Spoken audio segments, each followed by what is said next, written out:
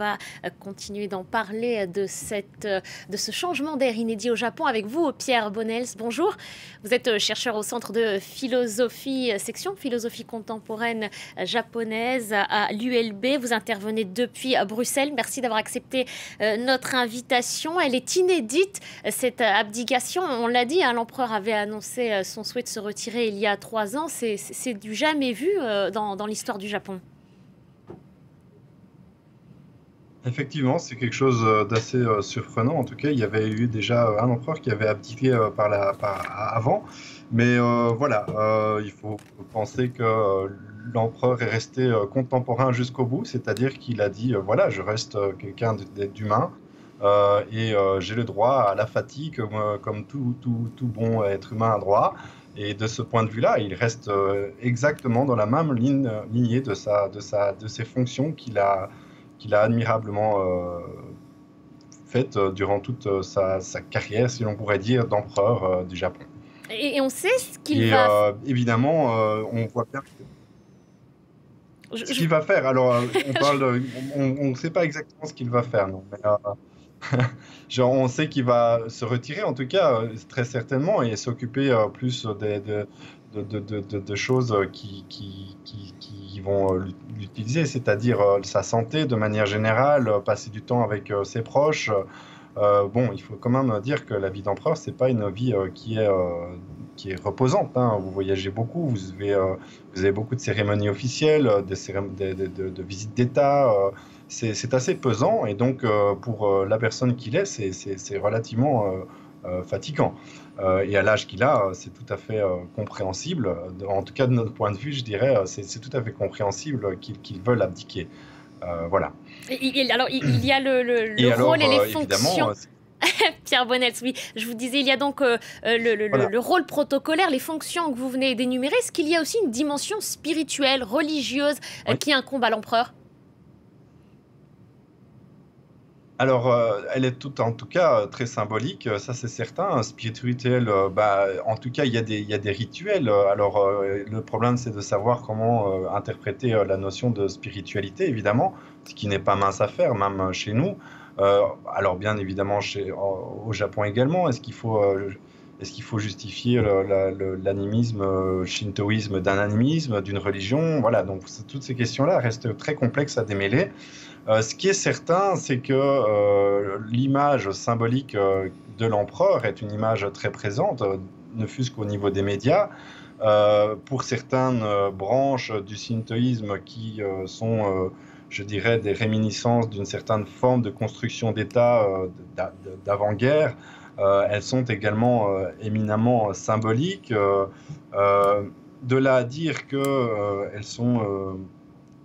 spirituelle, il y a tout un pas évidemment à franchir, donc on doit faire attention, on doit vraiment faire attention de comment interpréter ça. Ce qui est certain, c'est que le pouvoir symbolique de l'empereur est quelque chose de vraiment catalyseur, je dirais, au niveau de la population japonaise, étant donné qu'on écoute l'empereur, les discours de l'empereur qui sont rythmés au cours des vies quotidiennes et des rituels que l'on peut observer dans la société japonaise, et que ces discours sont souvent des discours, des messages de paix et de réconfort face à l'adversité que tout un chacun peut rencontrer dans sa vie. Alors, et Pierre Bonnels, est-ce qu'on peut s'attendre à ce que le prince héritier, donc le futur empereur Naruhito, s'inscrive dans la continuité du règne de son père, ou comme il est plus jeune, plus ouvert aussi peut-être sur le monde, on se dirige vers une rupture? Alors, il est très difficile évidemment Non, je pense pas qu'on se dirige vers une vertu. C'est très difficile évidemment d'anticiper, personne n'est devin. Il est très difficile de comprendre exactement dans quelle mesure le prince Naruhito va effectivement faire des changements. Ce qui est certain, c'est que c'est un homme plus contemporain que son père. Il a tout de même appris tout de son père également. Il a voyagé énormément avec son père. Donc toutes ces choses-là font de lui une personne bien évidemment différente, étant donné qu'elle vit avec nous au XXIe siècle, je dirais, si j'ose dire. Et donc là, il y a peut-être des différences qui vont apparaître. Mais ce qui est certain, c'est que le message actuel, c'est nous voulons pérenniser une certaine vision de l'empereur qui est humaine. On peut le voir par exemple dans l'interprétation de du nouveau nom qui va définir le Japon, c'est-à-dire l'Eiwa, hein, l'harmonie ordonnée, comme ça a été traduit. Et là, on voit bien de nouveau, on pourrait dire qu'il y a un certain réconfort comparé justement aux politiques, où là, le politique, bon, ben, c'est un petit peu plus compliqué. On a plus l'impression qu'il y a quand même des conflits qui apparaissent avec Shinzo Abe qui ne sont pas présents au niveau de la symbolique de l'empereur. Et là, il y a une grande différence qui est, je trouve, intéressante, puisqu'on voit Pierre vraiment Bonnels, l'utilité.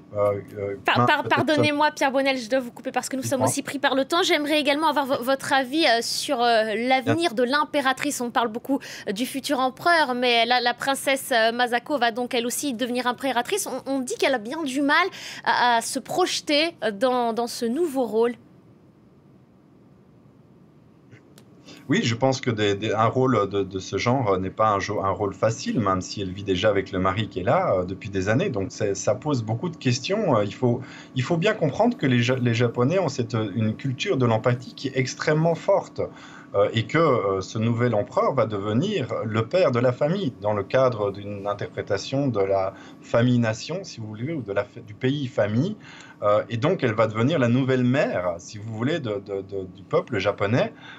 Et là, de nouveau, beaucoup de questions se posent de comment est-ce que je vais être la mère enfin, être la bonne mère par rapport à un État qui est quand même complexe au vu des problèmes actuels. Et chargé, voilà. en protocole et en rituel. Merci beaucoup, Pierre Bonnels, pour tous ces éléments de compréhension sur le basculement donc, du Japon dans l'ère Belle Harmonie.